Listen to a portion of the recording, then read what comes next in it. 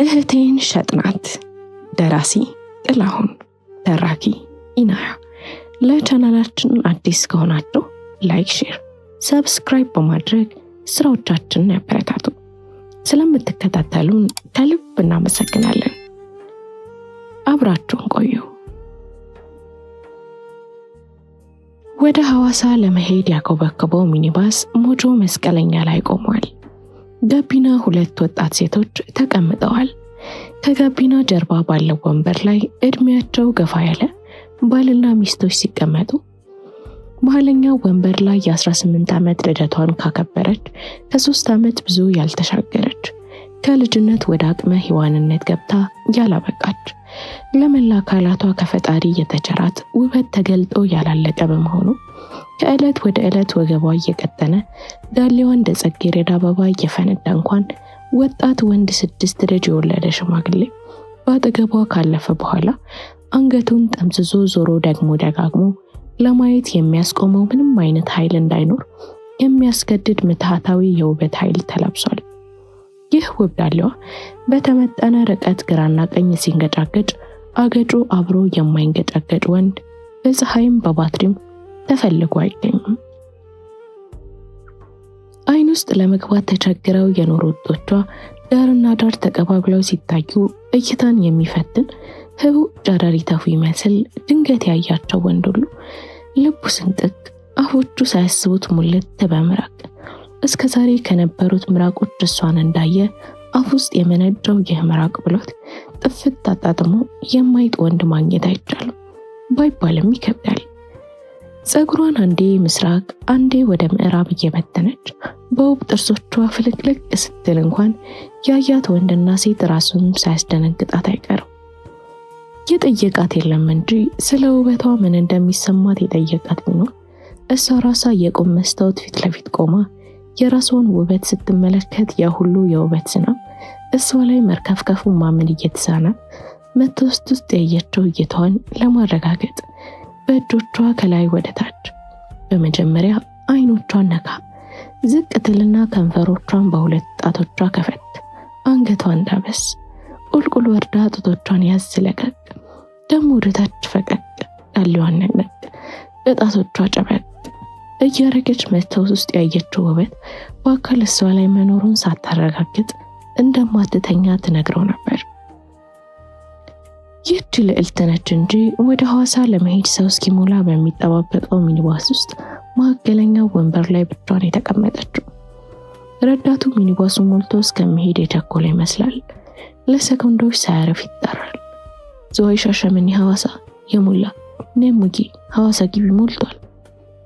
አንዲት ቀጭን ጠቆር ያለች ሴት ገብታ የመጨረሻ ወንበር ጥግ ላይ እንደተቀመጠች ወዲያው ሌሎች 2 ወንድና 1 ሴት በአንድ ላይ መጥተው ተከታትለው ገቡ። ወንዱ ቆንጆዋ ልጅ ገና በመስታወት ውስጥ እንዳያት ነበር የደነገጠው። አጠገቧ መቀመጥ ፈለገ። ወደ ጫፍ ጠጋ አለች። ሆን ብሎ እየታከካት አልፎ ጥግ ላይ ተቀመጠ። ረዳቱ መጮሁን ቀጥሏል። ከናዝሬት ወደ አዲስ አበባ የሚሄድ ዶልፊን እየተክለፈለፈ መጣና ቆሞ ሰው የሚጭነው ሚኒባስ አጠገብ እንደደረሰ ቆመ። 2 ሴቶች ወረዱ። ቀደም ብላ የወጣችው ሺት የለበሰች አይኗ ጎላ ጎላ ያለ መካከለኛ ቁመትና ውፍረት ያላት ሴት ስትሆን በቀኝ ጉንጯ የጫት ተርሲና እንደወጠረች ተከትላት ከወረደች በዛ ያለ ጫት ከያዘች ጓደኛዋ ጋር መንገድ ላይ የጀመረችውን ወሬ እያወራችላትና እየተሳሳቁ ወደ ሐዋሳ የሚሄደው ሚኒባስ ውስጥ ተይዘው ገቡ። ጫት የምትጠቀመው በጸጥታ የተሞላውን የዚህኛው ሚኒባስ ድባብ ለመቀየር የፈጀባት ጊዜ ተደላድላ እስክትቀመጥና አፏ ውስጥ ያለውን በውሃ ሉሉ አድርጋ ሌላ ጫት ቀንጥሳ እስክትጎርስ ብቻ ነበር። እዚህ ሚኒባስ ውስጥ የሚቅም ካለ ራብሳ መጠየቅ ይቻላል፣ ጫታችን ብዙ ነው አለች። ሁሉም ወደ እሷ ተመለከቱና ተሳሳቁ።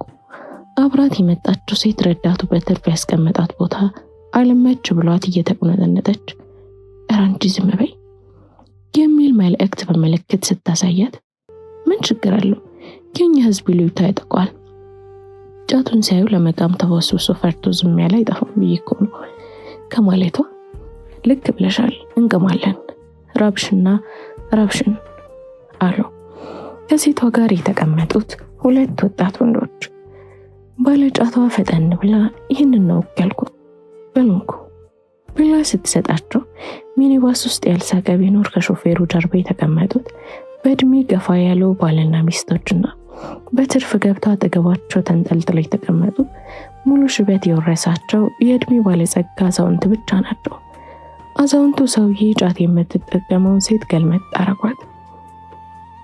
ጸጥ ብሎ የነበረው ሚኒባስ ተሟሟቀ። ጨዋታው ደራ። ረዳቱ ገብቶ በር ዘጋ። ሾፌሩ ቀበቶውን አስሮ ሞተር እንዳስነሳ አንድ ነጭ ላንድ ክሩዘር መኪና እያሽከረከረ የመጣ ፈረንጅ ወደ ሚኒባሱ እየተጠጋ እጁን በማውጣት ያዘው። አትሄድ የሚል ምልክት ለሾፌሩ ስላሳየው ግራ በመጋባት ነዳጁ ላይ ያለውን እግሩን ሳይጫን ጠበቀው። ፈረንጁ በፕላስቲክ መሰል ማሸጊያ የያዘውን ኢንጆሪ ይዞ በሚኒባሱ በር በኩል ሲመጣ የሚኒባሱ ረዳት በሩን ከፈተው። ከወጣትነት ወደ ጉልምስና ሊሸጋገር ድንበር ላይ የደረሰ መልከ መልካም ፈረንጅ ጠጋለና ኢንጆሪውን በሁለት እጆቹ ይዞ ሚኒባስ ውስጥ መካከለኛ ወንበር ላይ ወደ ተቀመጠችው ቆንጆ ሴት በመዘርጋት "Can you accept my gift, pretty girl, please?" ልጅቷ እጇን ዘርግታ ከመቀበል ተቆጠበች። ሁሉም ግራ ተጋባ። ጥያቄውን ደገመው። ልጅቷ አሁንም እጇን አልዘረጋችም፣ አልተቀበለችም። ይህን ጊዜ "ታውቂዋለሽ እኔ ልጅ?" አሉ ሽበታም አዛውንት። "ኧረ አላውቀውም፣ እኔም ከእናንተ እኩል ገና አሁን ነው ያየሁት" አለች። "እንዴ ባታውቂውስ? ፈረንጅ እኮ ነው። ይልቅ በጧት ያለሽበት ድረስ ሰተት ብሎ የመጣው አሜሪካ ወደምትባል ገነት ወደሆነች ሀገር መግቢያ ቁልፍ የያዘ ሪስክ አትግፊ፣ ተቀበይ እንጂ እንደ ሰርዲን ሚኒባስ ውስጥ ታጭቆ መሄድ አልሰለቸሽም እንዴ? ይልቅ ተቀበዩና ውርድሽ መኪና ውስጥ ግቢ፣ ይህ ዕድል አያምልጥሽ" አለች የምትቀማዋ ሴት። "ኧረ ልጄ ተይ፣ ልጅቱን አታጣድፊያት። በሰው ህይወት እንዲህ አቅልሎ መወሰን በጎም አይደለም። እናንተ ሰዎች እስቲ ቢያንስ በራሷ መንገድ ተወስን። ይቺ ልጅ እኮ ሰው እንጂ ዕቃ አይደለችም" አሉ አዛውንቱ ልጅ። በመውረድና ባለማውረድ ስትወዛገብ ሲመለከቷት ሁኔታው አላመር ብሏቸው ሾፌሩ ተበሳጨ። "ሰዓት አትግደብኝ እናቱ፣ ወይ ተቀበዩ ወይ ረዳቱ በሩን ይዝጋውና እንሂድ." ከቦታዋ ላይ ሳትነሳ ኢንጆሪውን ተቀበለችው። ፈረንጁም አመስግኖ ወደ መኪናው ሄደ። የሚኒባሱ በር ተከረቸመ። ጉዞም ወደ ሐዋሳ ተጀመረ። ፈረንጁም ላንድ ክሩዘር መኪናውን ከአቅም በታች እየነዳት ከሚኒባሷ ጀርባ በቅርብ ርቀት መከታተል ጀመረ። "ይህ ነጭ ፎንቃ ገብቶለታል፣ የሚፋታሽ አይመስለኝም፣ እየተከተለን ነው" ሲል ሁሉም ዞረው ተመለከቱት። እውነትም ተጠግተው እየተከተላቸው ነበር። "ኧረ ተይ አንቺ ልጅ፣ ይህ ፈረንጅ ትዕግስቱ አልቆ ካጠገባችን ከተወሰደ በኋላ ቆሽቶሽ እንደ በረዶ ከምትማሚ አሁኑኑ ከዓይንሽ ሳይርቅ ወስኝ." ልጅቷ ከውጭ እንደምታምረው ውስጣዊ ማንነቷ ያን ያህል አልነበረም። ምክንያቱም ደግሞ እድሜ፣ አስተዳደግና አካባቢው አመለካከት ያሳደሩባት ተጽዕኖዎች ናቸው። በዚህም ምክንያት ጫት ቃሚዋ ስታነሳሳት ለመሄድ ተነሳሳና ሽማግሌው ሊቃወሙ መልሳ በረድ ትላለች። የራሱ የሆነ አቋም አልነበራትም። ንፋሱ ወደ አወዛወዛት ተወዛወዛለች። ሁለቱ ከምትቅመው ላይ ጫት የተቀበሉት ወጣቶችና ሴቷ ሂጂም አትሂጂም ሲሉ ምን አገባሽ እናንተ ናችሁ እንዲህ በኔ ህይወት ወሳኙ ብትለን በሚል ፍርሃት ፈርተው ስጋታቸውን ይዘው ቢቆዩ ልጅቷ በውጭ ከሚታየው አስደንጋጭ ማራኪ ውበት ውስጥ ያለው ማንነቷ ገና ያልበሰለ መሆኑን ከሁኔታዋ ስለተረዱ የጫት ቃሚውን ሐሳብ ደጋፊ ሆነው ክርክሩን ተቀላቀሉ። ጫት የምትቅመው ወደ አዛውንቱ ሰው እጇን እያወዛወዘች "አባባ፣ እኔ በበኩሌ ይህ ወግ ባህል ስርዓት እያላችሁ በማይመለከተው ቦታ ሁሉ እያስገባችሁ የራሳችሁን ጊዜ ተጠቅማችሁ በእኛ ጊዜ እንደፈለግን እንዳንሆን በወግና ባህል ሰበብ በማይበጠስ ሰንሰለት እጅና እግራችን አስራችሁ ቆመ ቀር ሴት የምታበረካቱበት አካሄዳችሁ በፍጹም አይመቸኝም። አይገርሞትም? በዚህ ጊዜ ሽበታሙ ሰውዬ ብቻ ሳይሆኑ ከጎናቸው የተቀመጡት እስካሁን ያልተነፈሱት እድሜ ጠገብ ባልና ሚስቶች ተነሱባት። ልጅሽ ብትሆን አንድም ቀን አይተሽው ለማታውቂው ሰው ይሁን አውሬ ላላየሽው ሰው አሳልፈሽ ትሰጫት ነበር? ስለአንቺ አይመለከተንም። ልጅቷ ወደ እሳት ለመግረፍ ምን አጣደፈሽ? ሌላ ዓላማ አለሽ? ተረባረቡባት። ፈረንጁ በዚህ መሃል ፍጥነት ጨመረና በሚኒባሱ ጎን ትይዩ እየሄደ አንገቱን አውጥቶ በሚኒባሱ መስታወት ወደ ውስጥ ለልጅቷ ከንፈሮቹን የእጁ ጣቶች ላይ አስቀምጦ እፍ ብሎ ላከላት። እሷም እንደ ነፋስ ካጠገባቸው እፍ ብሎ ጥሏቸው ሸምጥ ጋለበ። የልጅቷ ፊት ተቀየረ። በወጣቶቹ በኩል ጩኸት በረከተ። አቦ ዝም ብላችሁ ነው ይህን የመሰለ እድል ያስመለጣችሁት? አመት አወቀችው፣ አንድ ቀን አወቀችው፣ ምን ልዩነት አለው? አመትም ቢሆን የሚጀምረው አንድ ቀን። አንድ ብለው ሳይጀምሩ አመት ይሞላችኋል? እስቲ ንገሩ። ህልም ተፈርቶ ሳይተኛ አይታደርም ይላል የኛው አባባል። እንዲህ ቢሆንስ እንዲያ ቢሆንስ ብሎ መጥፎን ከማሰብ የሰውዬ እሷ ባታውቀውም እሱ ለብዙ ጊዜ ሲከታተላት የቆየ አፍቃሪ ነው ብሎ ደጉን ማሰብ አይቻልም ያለው ነው። በተለይ ጫት ቃሚዋ የፈረንጁ መሄድ እጅግ በሚገርም ሁኔታ ነበር ያንገበገባት። ወደ ልጅቷ ተነስታ ለመሄድ እየዳዳት ቆጭሽ አይደል? ፊትሽ ያስታውቃል። አሁንም መጠቀም ከፈለግሽ እድሉ አለሽ። ብዙ አራቀንም። ሹፌር በእናትህ በመጨረሻ ፍጥነት ንዳው እንድረስበት ስትል እንዴ አረ ልጆች አሳዳጊዎች ነን እንዳትገለብጠን፣ ቀስ ብለህ ንዳ ሹፌር፣ ካበዱት ጋር አብረሃት በደኔ ልጅ ቀስ እያልክ ንዳ አሉባልቴቷ። አቦ መሞት ካለብን ሮጠም ቆመን መሞታችን አይቀርም አለች ቃሚዋ በንዴት። ለደቂቃዎች ሁሉም በተከራከሩበት ሀሳብ ዙሪያ እየሰላሰሉ ጸጥታ ሰፈነ። በመሃል አንድ ኩርባ መንገድ ላይ ሚኒባሱ እጥፍ እንዳለ ፈረንጁ መኪናውን ከአንድ ዛፍ አጠገብ አቁሟት ጥቁር መነጽሩን እንደገረገደ እግሮቹን አጣምሮ ዛፉን በመደገፍ የህንድ አክተር መስሎ ቆሟል። ተቀወጠ። ያውና ፈረንጁ ሚኒባሱን 3 እግሯን ሰቅለው በአንድ እግሯ አቆማት ማለት ይቻላል። ሚኒባሱ ፈረንጁን ሲያልፈው ተንጫጩ። አቆሙ። ውረጅና ሂጂ ጨቀጨቋት። አዛውንቱን ሰውዬ በሩን ተደግፈው አለቅ ሲሉ ጫት ቃሚዋ የሚኒባሱን የኋላ በር ከፍታ ልጅቷን በዛ በኩል አስወጣት። ለማንኛውም ስልኳን ተቀበያታለች። ከወንዶቹ ጋር የመጣችው ሴት ጫት ቃሚዋን ተቀበለቻት። ሚኒባሱ ፊት ለፊት ፈረንጁና አጠገቡ የተቀመጠው ቆንጆ ሀበሻ ያሉበት መኪና ከኋላ ሆኖ ጉዞ ቀጠለ። ግን በምን ይግባቡ አለች ጋቢና ከተቀመጡት አንዷ። ጫት ቃሚዋ ዞር ብላ ተመለከተችና ይኸው እየሳቀች እኮ ነው፣ ባይግባቡት ስቅ ነበር። የስና ኦኬ ማለት ምን ይከብዳል?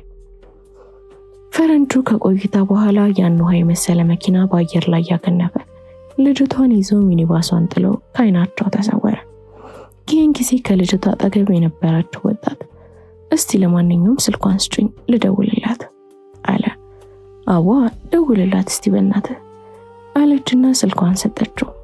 ጫት የምትቀማ ሴት ቁጥሩን ስልኩ ላይ ከትቦ ሲደውል ያየውን ማመን አልቻለም ነበርና እንዴ የአባቴ ስም ወጣ እኮ ምንድነው ይህ ስልክ? እስቲ ደግመሽ ንገሪኝ። ደግማ ነገረችው። ልክ ነው የአባቱ የድሮ ስልክ። እየተርበተበተ ቁጥሩ ላይ ሲደውል ተነሳ። ሄሎ አለች ልጅቷ የአባቱ ስም በመጥራት ተቃወ እንደሆን ሲጠይቃት አዎ አባቴ ነው፣ እንዴት አላውቀውም፣ ምን አይነት ጥያቄ ነው አለችው። ስልኩን ከጆሮ ላይ ለቀቀውና አባቴ ነው አለችኝ። አባቴ ከእናቴ እጅ ወለዳት እህቴ ነች ማለት ነው ልጅቷ አለ። ሾፌሩ በሰማው ነገር ደንግጦ ሲጢጥ አደረገና ሚኒባሷን ገተራት። ጫት ቃሚዋ ልታምና አልፈቀደችም። አቦ ዛሬ ደግሞ መቃም ሳይጀምር የሚመረቅን ሰው ነው እንዴ የሚያጋጥመኝ? ወንድሜ ብላ ስላወራችው እህቱ የሆነች መሰለው እንዴ? አረ ጓደኛም ጭስቲ አንቺን ስልክ የኔ ጨላ ስለሌለው ልደውልላት ብዬ ቁጥሯን ብሰጠው ያጃጅለኛል እንዴ? ባንቺ ልደውልላትና አጠገቡ የነበረው ልጅ ገና ፈረንጅ ከመጥበሳ እህቱ አድርጓት እንዳረፈው ነግሬ ላስቃት በእናትሽ አምጪ ስልክሽን አለች። ሳቅ እየታገላት ሰጠቻት። ደወለች። ሄለን ቆንጆ እንዴት ነው የምትጮቱ? ደሞ አጠገብሽ የነበረው ልጅ ምን ብለሽ ሆኖ? ባክሽ መጀመሪያ ቁጥርሽን ሰጥቼ ስልኩ ላይ እንደጻፈው የአባቴ ስም ወጣ ሲለን ምርቃና ነው ብለን አለፍነው። ሲያዋራሽ ጭራሽ ብሶበት የአባቴ ልጅ እህቴ ነች ብሎ በሳቅ ሊገለን ፈረንጅ መጥበስ ወንድም ያበዛ ላየሽ። የልጅቷ ጥያቄ ሳቋን ባጭር ቋጨው። የአባቱ ስም ማን ነው አለቻት። እንዴ አንቺም ተጠራጠርሽ እንዴ አለችና ልጁን ጠይቃ ነገረቻት። አመሰግናለሁ አምላኬ ልክ ነው ወንድሜ ነው። በብቸኝነት ስሰቃይ አድጌ አባቴ ወንድም እንዳለኝ ከነገረኝ ጀምሮ ስንት ዓመት ሙሉ ነገ ዛሬ እያለ አሳቀቀኝ። ፈጣሪ ፍቃዱ ከሆነ ሰዎች ረዱንም አልረዱንም በምክንያት ምኞታችንና ፍላጎታችንን ለማሳካት የማይታሰበውን አጋጣሚ እውነት ያደርገዋል። ስሙ ዳግም ነው አይደል? እኔ ምን አቅልሻለሁ? ስምህ ዳግም ነው እንዴ? ስትለው በድንጋጤ እንደፈዘዘ በአዎንታ ጭንቅላቱን ነቀነቀ። ጫት ቃሚዋ ጩኸቷ ረገብ አለ። ቀዝቀዝ አለች፣ በረደች። አዋ አለ እኮ ወንድምሽ ነው ማለት ነው እያለቻት በመሃል ድንገት ፈረንጆና ልጅቷ መጨቃጨቅ ጀመሩ። ጫት ቃሚዋ ተደናግጣ እንዴ ምን ሆኖ አሁን ባሁን እያለች ሁሉም እንዲሰሙ የስልኩን ድምፅ አጎላቸው። ሄይ it is enough, stop talking and give me your phone አለ በቁጣ ፈረንጆ። አቅርቢ ውስጥ ላውራው። ምንድን ነው የምትለኝ? ቆይ እስቲ በእናትህ ወንድሜ ላዋራው። የልጅቷን መልስ ይህን ጊዜ ፈረንድ እንግሊዘኛውን አሽቀንጥሮ የእኛኑ አማርኛ ያንጎደጉደው ጀመር። ሰማያለሽ አንቺ ልጅ፣ ካሁን በኋላ ማንንም ማውራት አትይም። ወሬሽን ተይና ስልኩን ለኔ ስጪኝ አላት። ልጅቷ ሚኒባስ ውስጥ ያሉት ሰዎች እኩል ደነገጡ። ፈረንጁ መኪናውን ድንገት ፍሬን አንቆ ሲያቆመው ከፊት መስታወት ጋር ከመላተም ቀበቶ የታደጋት ልጅ ጮኸች። ስልኩን አምጪ ብሎ በጥፊ ከመታት በኋላ ስልኳን ተቀብሎ ዘጋው። ሚኒባስ ውስጥ ድምጽ ሞጊያ ላይ የነበረው ስልክ ብቻ ሳይሆን ሁሉም በድንጋጤ ጸጥ አሉ። ወንድምየው ወይኔ እህቴ ከሰው ፍላጎት ብለን እኛንን እህቴን ገፍትረን ለአውሬ አሳልፈን የሸጥናት፣ እባክህ ሾፌር አፍጥኑና ሻሸመኔ ፖሊስ ጣቢያ እናመልክት አለ እየተርበተበተ። ፖሊስ ጣቢያ እንደደረሱ ልጅቷ ሞባይሏን ከነጠቃት በኋላ ከዋናው ሞባይሏ ውጭ ቦርሳ ውስጥ አነስ ያለ ደከስ ያለች ሞባይል ይዛ ስለነበር መጀመሪያ ወንድሟ የደወለላት ጊዜ የወንድሟን ቁጥር ያኛው ስልክ ላይ ያለው ሲም ካርዷ ሙሉ ስለነበር እዚህኛው ስልክ ላይ ባለው ሲም ላይ ሳያስተውላት ይዛው ነበርና ሳያት ቀስ ብላ ከቦርሳ በመውጣት ስትነካካ ድምጽ እንዳይሰማ ፈጠን ብላ በዝምታ የሰጧት እንድትቀበል አፏን ከዘጋች በኋላ ፈረንጁ በስልክ ከሌሎች ጋር የሚያወራውን እየሰማች ለወንድሟ ያለችበትን ሁኔታ የሚገልጽ የድረስልኝ መልእክት ጽፋ ላከች። ወንድሜ እባክህ ድረስልኝ፣ ስልኩን ከቀማኝ በኋላ መኪናውን አዝሮ ራቅ ወዳለ አንድ ጫካ ይዞኝ እየገባ ነው። ስልክ ሲያወራ እንደሰማሁት ችግሩ ከአባታችን ጋር ነው። ስልክ ደውልና እዛው ናቸው አይደል? ልጅቷን ይዣት እየመጣው ነው። እኔም መጠቀማችሁ ልክ ነበር። በቀላሉ ነው እኮ ሳር እንደበግ የተከተለችኝ። አሁኑኑ ለአባታ ደውሉና ሰነዱ ላይ እንዲፈርም ንገሩት። አልፈርምም የሚል ከሆነ ልጁን አቃጥለን ይህ ውብ ገላ ወደ ከሰል ቀይረን በፎቶ እንደምንልክለት አስረዱት። ካላመነ ድምጿ እንደደረስኩ ይሰማል ሲል ነበር። ፈርቻለሁ ወንድሜ፣ የማልተፈርፍ ከሆነና መሞት የግድ ከሆነ ግን ለብዙ ጊዜ ሳየው ስመኝ የነበረው አንተን ወንድሜን አጠገቤ ተቀምጣ አይቼህ ስለሞትኩ። አልጨረሰውም። ሞባይሉን ወርወሮ የፖሊስ ጣቢያ ግድግዳው ላይ ለጠፋውን ክትክት አለ። የእህቱን መልእክት እጁ እየተንቀጠቀጠ ሲያነብ እያዳመጡ የነበሩት ፖሊሶችና ሚኒባስ ውስጥ ለነበሩ ሰዎች ቆሌያቸው ተከፈፈ። ጫት ቃሚዋ ሴት ሹልክ ብላ ካጠገባቸው ተሰወረች። ጓደኛው ሌላ መልእክት ብትልክስ ብሎ ስላሰበ ከተሰበረው ሞባይል ውስጥ ሲም ካርዱን አወጣና እሱ ስልክ ውስጥ አደረገው። ፖሊሶቹ በመደዋወል የፈረንጁ መኪና የት አካባቢ ላይ ሲደርስ ከዋናው መንገድ እንደወጣ ፍንጭ አገኙ። ወንድሟና አብረውት የመጡት ሁለት ጓደኞቹ በመሆን ወደ ቦታው ሲንቀሳቀሱ ከጫት ቃሚዋ ሴት በስተቀር ሌሎቹ መልካም ዕድልም ተመኝተውና ስልኩን ተቀበለው በመጡበት ሚኒባስ ወደ ሐዋሳ ሄዱ። ፖሊሶቹ የመኪናውን ዳና እየተከተሉ መኪናውን አገኙት። ነገር ግን ውስጡ ሰው አልነበረም። የፖሊስ መኪናውም ከዛ በላይ የሚሄድበትን መንገድ አልነበረምና ከዚህ በኋላ ያለው ስራኛ ብቻ ነው፣ እናንተ እዚሁ ጠብቁን በማለት ወንድሟና ጓደኞቹን እዛው ጥሏቸው በተለያየ አቅጣጫ በመሰማራት ጫካውን ወረሩት። ከደቂቃዎች በኋላ የተኩስ ድምጽ ተሰማ። ወዲያው ከሻሸመኔ እየከነፈች የመጣችው አምቡላንስ በጭንቀት ወደሚጸልዩት ወንድሟና ጓደኞቹ ጋር ተጠግታ ቆመች። ሁለት ፖሊሶች ተሸክመው ያመጧት ሴት ወደ አምቡላንስ ያስገቧት ቀና አለችና ወንድሜ ብዙ አልተጎዳውም፣ እሺ ተርፌያለሁ አለችው። ተፈጸመ። ቻናላችንን ላይክ፣ ሼር፣ ሰብስክራይብ በማድረግ ቤተሰብ ይሁኑ። ስለተከታተላችሁን እናመሰግናለን።